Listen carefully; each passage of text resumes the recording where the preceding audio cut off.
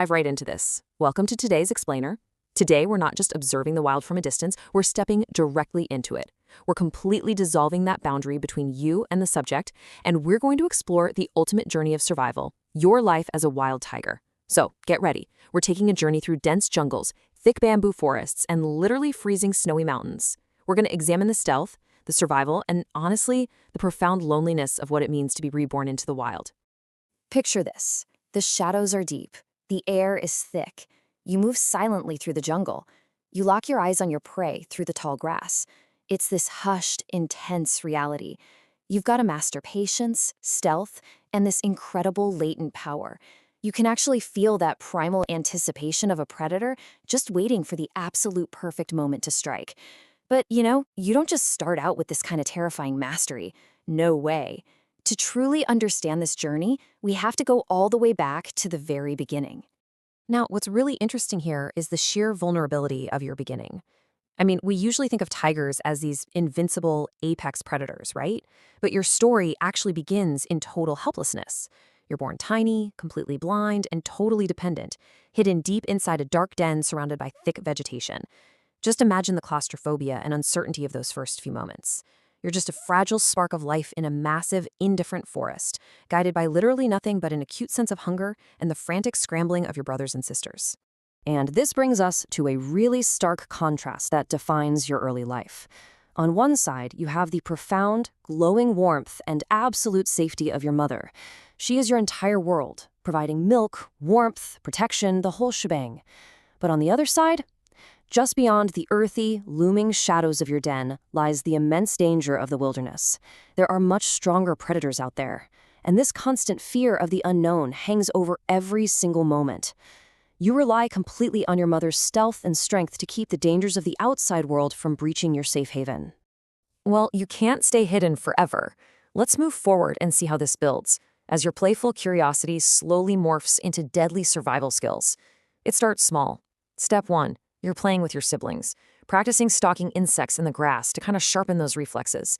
Step 2, you venture out into the elements, swimming through shallow river currents, learning exactly how your body moves against the water. And step 3, you observe the ultimate master. You watch your mother hunt. You really begin to understand the harsh, unforgiving realities of nature. You're getting stronger, sure, but that safety net of childhood, it's about to be ripped right away. Because the wilderness doesn't wait for you to be ready. As you grow, brutal external threats start closing in fast. You're thrust into violent, dramatic storms that completely flood the muddy riverbanks. You endure gnawing starvation and devastating food shortages when hunts fail. You're clashing with rival predators and stronger tigers in absolutely terrifying territorial disputes. And then there are the unnatural threats. The horrifying reality of habitat destruction as your beautiful forest home is slowly erased. Plus the ever-present silent threat of human poachers. Exhaustion and survival pressure become your constant companions. Every single day is a gauntlet, and let me tell you, the margin for error is absolutely zero. So the crucial point is this single number right here, 1. It represents the absolute solitary burden of your survival. As an adult tiger, you are alone. You mark and defend your territory, completely alone. Unlike pack animals, there is nobody out there to cover for you. Think about it. If you twist a limb chasing a deer or get wounded fighting a wild boar or a crocodile over territory, you can't hunt. And considering an adult tiger needs to eat up to 15 pounds of meat in a single day just to maintain its strength, which is a massive amount of food, by the way, if you can't hunt, you don't eat. This single digit means one miscalculation equals starvation. Your resilience has to be completely self-contained. And this brilliantly illustrates how you command a vast, shifting world during your physical prime. You become an absolute master of adaptation. By year 3, you're surviving muddy riverbanks and dense mangrove swamps, pulling yourself through that thick, watery terrain.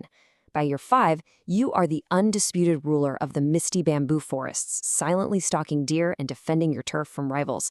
And by year 8, you're navigating freezing, snowy mountain paths, adapting to incredibly harsh seasonal transitions. Through victories and some really painful losses, you are at the absolute peak of your power, a golden ghost haunting a magnificent landscape. But time is the one predator you just can't outrun. The seasons eventually take their toll. You are older now, slower, weaker. The explosive power that once carried you across rushing rivers and through the dense vegetation, it's fading. You struggle to hunt the prey that once came so easily to you. You find yourself resting more, surviving entirely alone, facing a totally new kind of hunger. You spend time remembering the familiar forests, the glowing sunsets, and the past battles that defined your long reign. It's a quiet, profound struggle, completely stripped of the furious energy of your youth. Which leads us to a deeply resonant conclusion. This story doesn't end in tragedy or some unnatural spectacle. Rather, you experience a realistic, emotional, natural ending, right there in the wilderness. It's really the storybook conclusion to a long, majestic struggle. After a lifetime of stealth, power, and unbelievable solitary resilience, the wilderness simply reclaims you. You've lived a life of absolute determination.